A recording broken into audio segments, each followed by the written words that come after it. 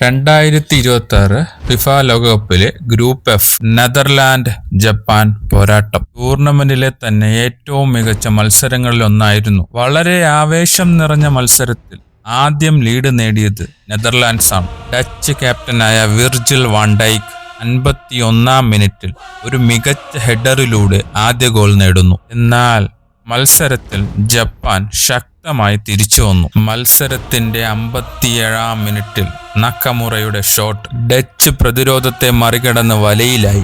Japan ലോകത്തിന് കൃത്യമായി നൽകിയ ഒരു സിഗ്നലായിരുന്നു അത്.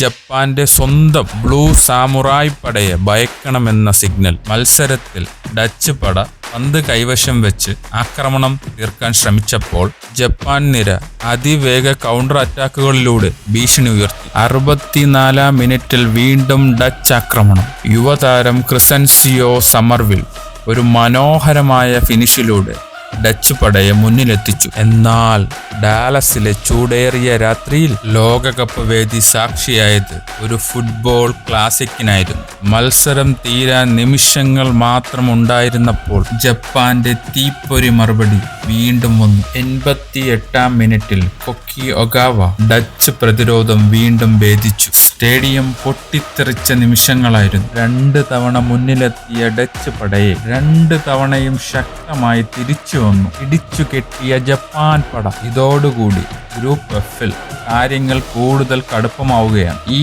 2-2 സമനില ലോകകപ്പിന്റെ ഒരു ക്ലാസിക് തന്നെയാണ്.